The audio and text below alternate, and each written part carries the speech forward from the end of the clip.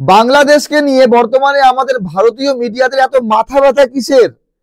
কথায় কথায় সকাল থেকে সন্ধ্যা বাংলাদেশ বাংলাদেশ বাংলাদেশের এই ঘটনা হয়ে গেল, বাংলাদেশের সংখ্যালঘুরা ভালো নেই, বাংলাদেশের ইউনিট সরকার অত্যাচার করছে, বাংলাদেশের সরকার ভেঙে যাচ্ছে, সরকার তৈরি হচ্ছে না, বাংলাদেশে কোনো শাসন ব্যবস্থা নেই। আরে ভাই, বাংলাদেশের ঘটনা তো হচ্ছে, কিন্তু আমাদের ভারতীয় মিডিয়া সেই ঘটনার সঙ্গে কিছু তো মিথ্যা ঘটনা প্রচার করছেই।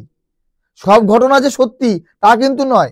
অ্যাকচুয়ালি আমাদের কিছু মিডিয়া, সব মিডিয়া বলবো না, তবে কিছু মিডিয়া তারা এখন হাসির পাত্র হয়ে গেছে।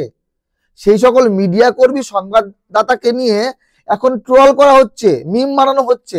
অ্যাকচুয়ালি তো তাই। মিথ্যা খবর কেন প্রচার করবে? বিষয় হলো যে বাংলাদেশের যে খবর সেটা একটা আন্তর্জাতিক খবর। সেই আন্তর্জাতিক খবর একটা দিনের একটা সময় 1 ঘন্টা একটা প্রোগ্রাম করে দেখানো যেতেই পারে, কিন্তু সকাল থেকে সন্ধ্যা শুধু বাংলাদেশ বাংলাদেশ বাংলাদেশ নেই, বাংলাদেশ চলে গেছে, বাংলাদেশ কোথায় গেছে কেউ জানে না। তো বিষয় হলো যে ভারতীয় মিডিয়া তাদের আমি 3টে ভুল খবর আমি প্রচার করব এখন, মানে তারা যে প্রচার করেছে সেই খবরগুলো ভুল।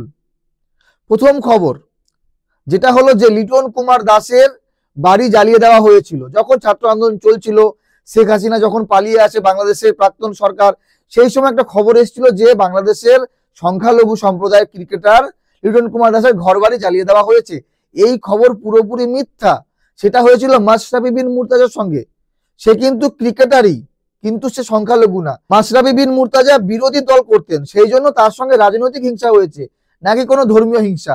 কিন্তু আমাদের ভারতীয় মিডিয়াতে প্রচার করা হয়েছিল, এটা বাস্তব যে প্রচার করা হয়েছিল যে সংখ্যালঘু ক্রিকেটার লিটন কুমার দাসের ঘরবাড়ি জ্বালিয়ে দেওয়া হয়েছে বাংলাদেশে। এটা একদম পুরোপুরি ফেক নিউজ। এবার আসেন দ্বিতীয় খবর। দ্বিতীয় খবর প্রচার করা হয় যে পাকিস্তান থেকে জাহাজ ভর্তি অস্ত্র বাংলাদেশ কিনছে, যেটা পুরোপুরি মিথ্যা।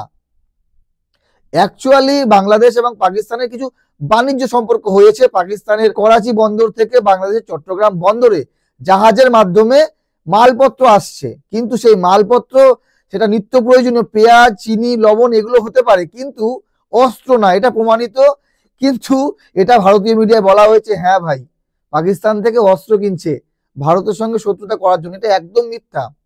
তৃতীয় খবর, যশোরে কোনো মাদ্রাসায় একটা নাটক করা হচ্ছিল যেখানে কালো ড্রেস পরে 2 জন দাঁড়িয়ে আছে অস্ত্রধারী, আর মধ্যেখানে একজন সাদা ড্রেস পরে মুখ টুক পুরো ঢেকে আরবি ভাষায় কিছু ভাষণ দিচ্ছে।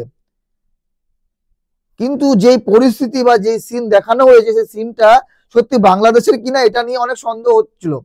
বাংলাদেশে কি করে এরকম ঘটনা ঘটতে পারে? অ্যাকচুয়ালি নাটকটা এতটাই মানে রিয়েলিস্টিক ছিল এবং সবাই মনে করেছিল যে এটা হয়তো সত্যিকারের ঘটনা, এবং যারা অস্ত্র নিয়েছিল অ্যাকচুয়ালি তারা ছোলা দিয়ে বা থার্মোকল দিয়ে নকল অস্ত্র বানিয়েছিল। যেমন খুশি তেমন সাজো কোনো প্রোগ্রামে অন্যায়ের বিরুদ্ধে কোনো কিছু তারা বলেছে, পরে বাংলাদেশের নিউজ সংবাদ মাধ্যমে এটা প্রমাণ করেছে যে এটা পুরোপুরি ফেক ভিডিও। অ্যাকচুয়ালি ফেক একটা ভাষণকে একটা গুজব রটানো হয়েছিল। তো এই গুজবগুলো আমাদের ভারতীয় মিডিয়া কিছু তো রটাচ্ছে। আগে একটা সময় ছিল যখন বাংলাদেশের কিছু মিডিয়ার খবর শুনলে আমরা হাসতাম, কি বলে উল্টো পাল্টা ভুলভাল খবর, কিছু জানে না। কিন্তু এখন পরিস্থিতি হয়ে গেছে উল্টো। আমাদের ভারতের, আমাদের বাংলার কিছু মিডিয়া এগুলো বলছে। যাই হোক, আপনাদের মতামত জানাবেন।